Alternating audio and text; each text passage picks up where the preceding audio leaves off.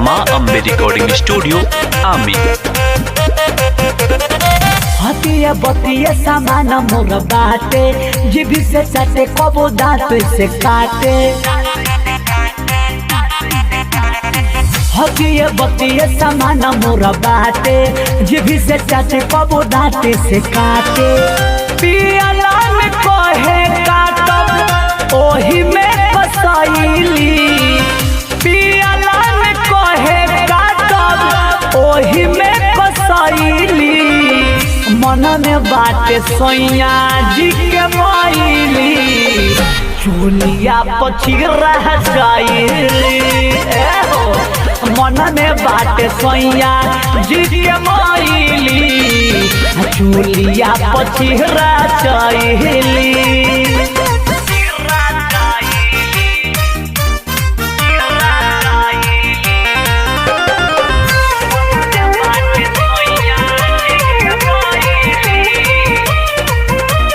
गौना के पहलंग टूटल हमार घटना पहली राती में। मरद के कहल भर न पड़े, उठे दर्दिया छाती में। गौना के पलंग टूटल हमार घटना पहली राती में। मरद के कहल भर न पड़े, उठे दर्दिया छाती में। हाथ छोड़ी दांत छोड़ी हम गोहराइली, हाथ छोड़ी दांत छोड़ी हम गोहराइली।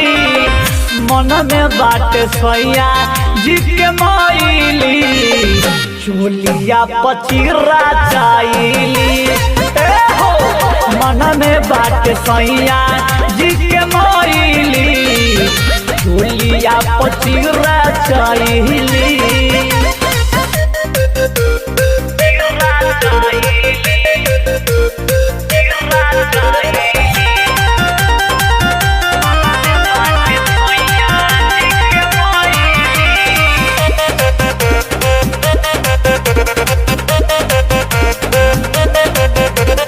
नैहर के तकिया भरले बा, रस जवानी के गरले बा।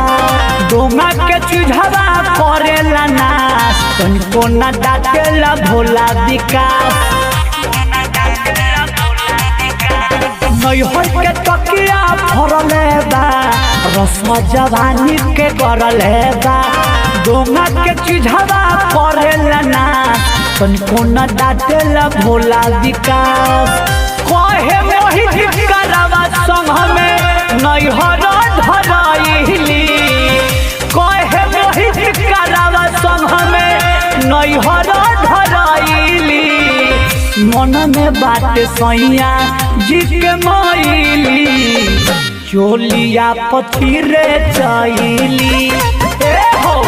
मन में बात सैया जी के मैली, चोलिया पचीरे चाइली।